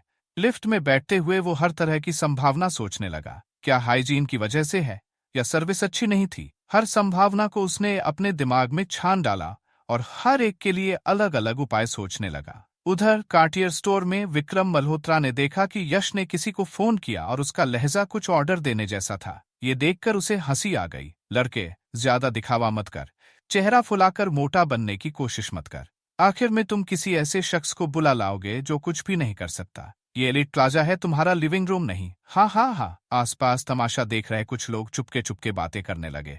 इस लड़के की मुसीबत हो गई। भले ही हमें उसकी पहचान नहीं पता, लेकिन लगता है कि वो हार जाएगा। हाँ, सामने वाले के पास तो सारी ताकत है। आखिरकार इस लड़के की दोस्त ने पहले उसकी गर्लफ्रेंड को मारा। इस बात को पकड़कर वो माफी और हर्जाना दोनों मांग सकते हैं। और मैनेजर शर्मा को देखो, विक्रम का बैकग्राउंड तो आसान नहीं है। उसके पिता सीधे एलीट प्लाजा के प्रेसिडेंट विक्रांत से बात कर सकते हैं। वो तो बड़ा लेवल है। भले ही कई लोगों को सारी बात समझ आ गई थी और वो विक्रम मल्होत्रा और कार्टियर मैनेजर के रवैये को गलत मान रहे थे, लेकिन क्या करें, उनके पास बैकग्राउंड था और ये लोग कुछ नहीं कर सकते थे।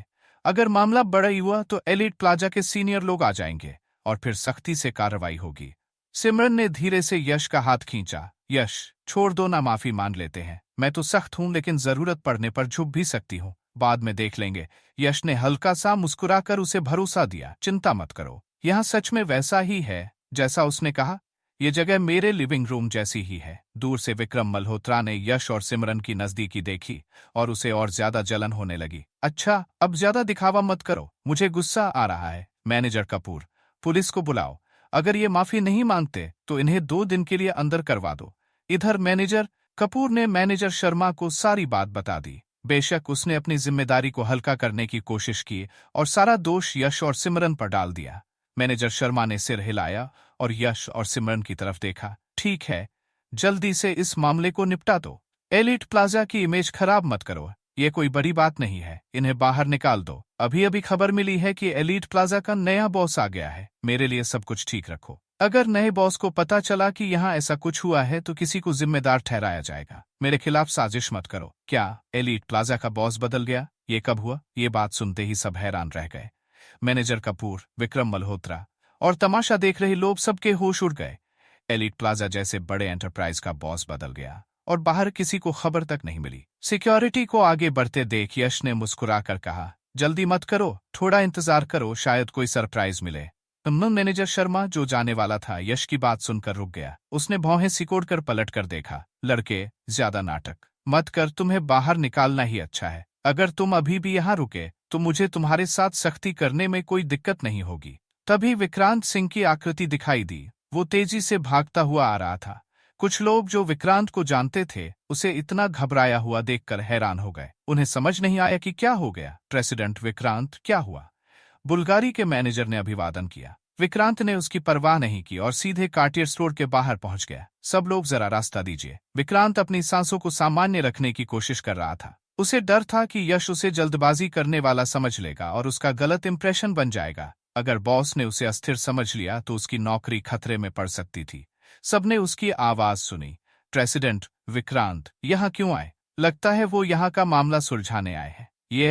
ये तो कुछ ज्यादा हो गया ना? हाँ, इसके लिए तो मिडिल मैनेजमेंट का कोई शख्स आ जाता। प्रेसिडेंट, विक्रांत को इतना हंगामा करने की क्या जरूरत थी? विक्रांत सिंह को देखते ही कार्टियर के मैनेजर कपूर और मैनेजर शर्मा के चेहरे पर हैरानी छा गई। प्रेसिडेंट विक्रांत, आप यहाँ कैसे? विक्रांत ने दोनों की ओर ध्यान नहीं दिया और तेजी से यश कुमार के पास पहुंच गए। हाय यश जी, मैं एलिट प्लाजा का जनरल मैनेजर विक्रांत सिंह हूँ। वाह! एक पल के लिए सबकी सांसें थम गई। सभी पत्थर की मूर्ति की तरह जम गए।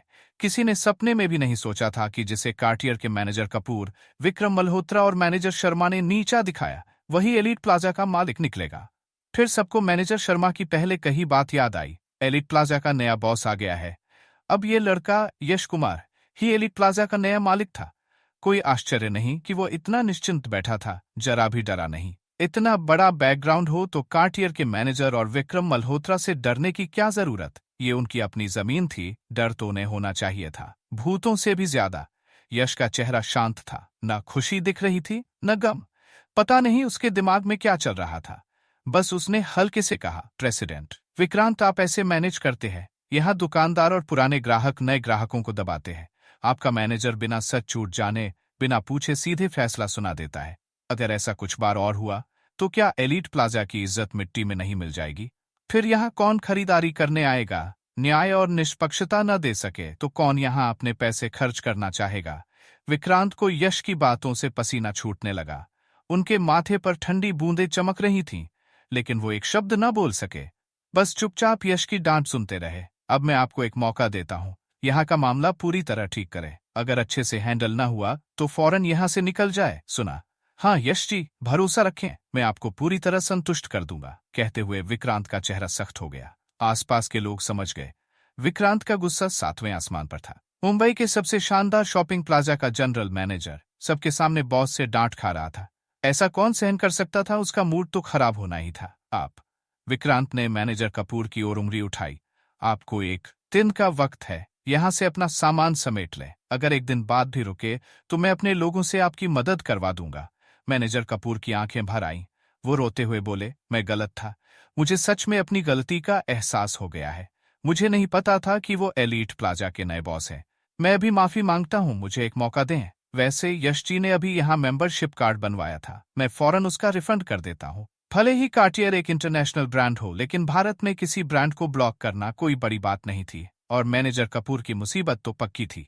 कार्टियर उसे सारी जिम्मेदारी सौंप कर बाहर कर देगा। फिर कोर्ट में मुकदमा भी झेलना पड़ेगा। क्या मतलब कि वो बॉस हैं? विक्रांत ने सख्ती से कहा, अगर वो बॉस न होते तो आप जो चाहे करते। बिजनेस का पहला नियम है न्याय और निष्पक्षता। आप सही गलत को उल्टा कर देते हैं। बकवास मत करें। अगर कार्टियर आगे एलीट प्लाजा में रहना चाहता है तो मुझसे बात करें और आप फौरन यहां से निकल जाए। आपको फिर से नहीं देखना चाहता। यश विक्रांत के इस फैसले से संतुष्ट था। उसने हल्का सा सिर हिलाया। फिर विक्रांत ने विक्रम मल्होत्रा की ओर देखा। उसे ज्यादा ध्यान देने की जरूरत नहीं थी। कार्टियर जैसे इंटरनेशनल ब्रांड की वो परवाह नहीं करते थे, तो विक्रम मल्होत्रा जैसा छोटा शख्स उनके लिए क्या मायने रखता। आप जैसे लोग एलीट प्लाजा के लायक नहीं हैं। आज से आपका नाम ब्लैक लिस्ट में डाल दिया जाएगा। देश भर के किसी भी एलीट प्लाजा में कोई दुकानदार आपको सर्विस नहीं देगा। क्या विक्रम मल्होत्रा को यकीन नहीं हुआ कि उसे एलीट प्लाजा ने ब्लैकलिस्ट कर दिया। वो चिल्लाया, एलीट प्लाजा में क्या खास है? मैं यहां नहीं आऊंगा। क्या मेरे पास खर्च करने की जगह नहीं है? मैं आपको बता दूं, मेरे पिता बांद्रा के वेंगू ग्रुप के चेयरमैन रवि मल्होत्रा है। विक्रांत ने तंज कसते हुए कहा, रवि मल्होत्रा? हाँ, मैं उन्हें जानता हूं, लेकिन आप जाकर अपने पिता से पूछें, क्या वो मुझसे ऐसे बात करने की हिम्मत रखते हैं। पूछें कि क्या वो अपने लोगों को एलीट प्लाजा में खरीदारी करने से रोक सकते हैं। विक्रांत की बात सुनकर विक्रम डर गया। उसके पिता की परवरिश आसान नहीं थी। अगर उसने आज और हंगामा किया तो घर जाकर उसे भारी सजा मिलती। गुस्से में उसने मुंह फेरा और वहां से चला गया। विक्रम आज बुरी तरह हारा था। कुछ ही देर में यह खबर उसके दोस्तों के बीच फैल जाएगी। एलीट प्लाजा से ब्लैकलिस्ट होने वाला वो पहला शख्स था। उसकी इज्जत मिट्टी में मिल गई थी। साथ ही वो मन ही मन गुस्से से भरा था। उसने कसम खाई कि वो इस अपमान का बदला जरूर लेगा। रुकिए, यश ने हल्के से कहा, उसने मेरी दोस्त को गाली दी थी। बिना माफी मांगे जाना चाहते हैं। यहाँ की सिक्योरिटी ने बॉस की बात सुनी और फौरन विक्रम को घेर लिया। मैसेज साफ था, माफी मांगे बिना नहीं जाने देंगे। विक्रम की गर्लफ्रेंड प्रिया, जिसकी आंखें पीच ब्लॉसम की तरह थीं, ने उसकी ओर मदद मांगते हुए देखा। वो चाहती थी कि विक्रम उसके लिए कुछ बोले, लेकिन विक्रम की इज्जत पहले ही मिट्टी में मिल चुकी थी। वो अब एक पल भी रुकना नहीं चाहता था। प्रिया की परवाह करने का समय कहाँ था? खुद देख लो, उसने ठंडे लहजे में कहा। मजबूरी में प्रिया को सिमरन से माफी मांगनी पड़ी। यश ने हल्के से कहा, सुनाई नहीं दे रहा? इतनी धीमी आवाज कौन सुन सकता है? प्रिया ने अपमान सहते हुए जोर से माफी मांगी। सिमरन को संतुष्टि हुई और उसने उसे जाने दिया। विक्रांत ने फिर मैनेजर शर्मा की ओर देखा। शर्मा जी, पर्सनल डिपार्टमेंट में जाकर इस्तीफा दे दें। आप इस नौकरी के लायक नहीं है। ये सुनते ही मैनेजर शर्मा का चेहरा सफेद पड़ गया। उसकी आंखों में निराशा छा गई। भले ही उसे एलीट प्लाजा से सिर्फ निकाला गया हो, लेकिन भविष्य में नौकरी ढूंढते वक्त अगर किसी को पता चला कि वो यहां से निकाला गया था तो कोई उसे रखने की हिम्मत नहीं करेगा। शर्मा की परवाह न करते हुए विक्रांत ने जल्दी से यश से कहा, बॉस, मेरे सॉल्यूशन से आप खुश हैं? यश ने हल्का सा सिर हिलाया। ठीक है, बस इतना ही। आप फौरन नोटिफाई करें, रेगुलर मीटिंग शुरू करें, सबको मुझसे मिलवाएं। जी बॉस, मैं अभी नोटिफाई करता हूँ। ऊपर बॉस के लिए लाउंज है, आप वहां थोड़ा इंतजार करें, मैं मीटिंग की तैयारी करवाता हूँ। अच्छा। यश ने सिमरन का हाथ पकड़ा और अंदर की खास लिफ्ट में चले गए। सीधे टॉप फ्लोर पर पहुंच गए। यश के जाने के बाद विक्रांत ने राहत की सांस ली। शुक्र था, बॉस के दिल में उसकी कोई गलत छवि नहीं बनी। विशाल लाउंज में बैठते ही अंदर की शानदार सजावट ने सिमरन को थोड़ा असहज कर दिया। ये सब कुछ बहुत आलीशान था। खासकर यश की पहचान और बैकग्राउंड का खुलासा होने के बाद उसे लगा कि वो इसके लायक नहीं थी। यश की नरम आवाज आई, क्या सोच रही हो? अरे, सिमरन अपने ख्यालों में खोई थी। अचानक आवाज सुनकर चौंक गई। कुछ नहीं, उसने जल्दी से हाथ हिलाया। तो दोस्तों, यहाँ खत्म होती है हमारी आज की कहानी। एपिसोड 1 से 10 तक का रोमांचक सफर। यश कुमार ने दिखा दिया कि असली ताकत क्या होती है। एलीट प्लाजा अब उसकी मुट्ठी में है, लेकिन क्या विक्रम मल्होत्रा चुपचाप हार मान लेगा या फिर वो बदले की आग में कुछ बड़ा करेगा? सिमरन का दिल क्या कहता है? यश के साथ रहेगी या उसकी शानदार दुनिया से दूर भागेगी? जवाब मिलेगा अगले एपिसोड्स में। अगर आपको ये कहानी पसंद आई तो लाइक करें, सब्सक्राइब करें और बेल आइकन दबाना न भूलें। अपनी राय कमेंट्स में बताएं। क्या यश सही है या विक्रम का गुस्सा जायज है? अगली वीडियो में मिलते हैं। एपिसोड्स 11 से 20 के साथ। तब तक के लिए अलविदा।